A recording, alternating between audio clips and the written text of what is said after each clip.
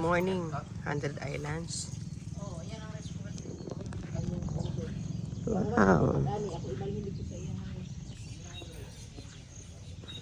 Look at that. Life is so good. Parts, kaway-kaway. Sali, kaway-kaway. Arman. G, kaway-kaway. Oy, gising na kayo mga bata. Kita mo, ganda ng ambience. Bukid, daming ibon. Umaga pa na dapat, napakarami.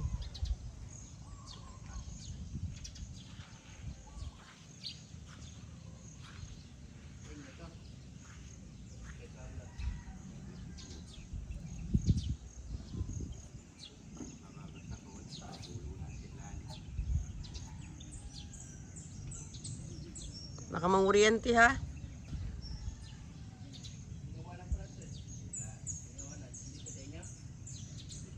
Ikaw siguro gumawa niyan. Hindi nagdala ng rice cooker, Christopher, oy. Ito, kayo na to. Nagdala sila ng rice cooker. Ako lang ang nagdala ng rice cooker.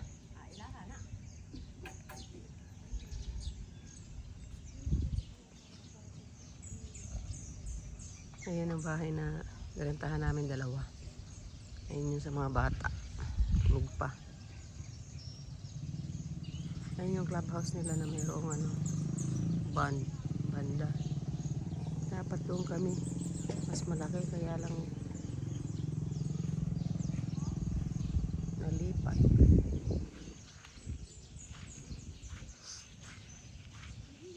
Wow. Sunrise in front of the beach. Ang laki ng bangkaw.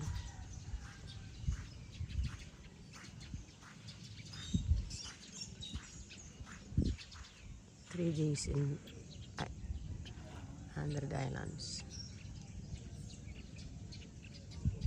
Ganda ng tubig, malinaw. Mababaw pa. Swak sa mga bata. Wow.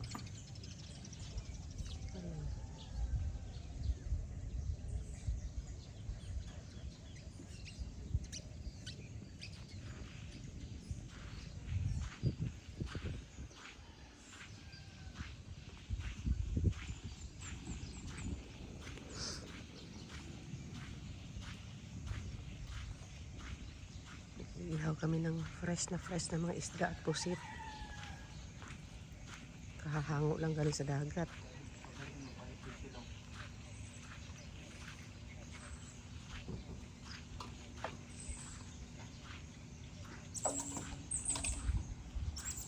Si Bernard is cleaning na.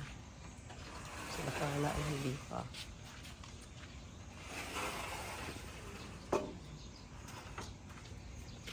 Singim sa Nanay Sal. Paupuin mo din sa dito mo pagkapihin.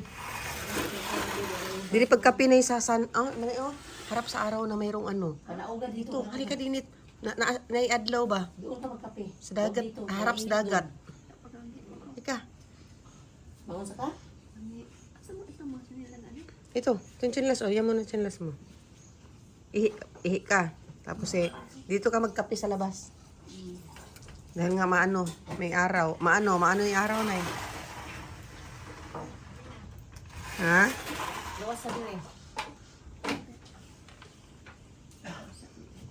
I love you, nanay. Hindi ko mapakanin ko kay Hawoy niya. I love you, nanay. I love you, you. I love you, you. I love you, you, nanay. O, di, guwapo diri sa gawas. Init. Walay kape? May adlaw. Walay sukar? May sunrise na eh.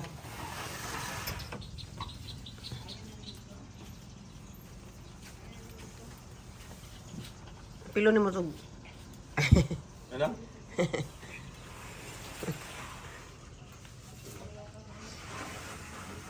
Joking. Boy Scout. Isa lang nga, si Arman og taklo ba ning kuan sal? Wala taklo ba? Kanina lang ni kaning rice cooker kadi pa man magamit. Bagan maluto ni. Ni. Yan kahit paano.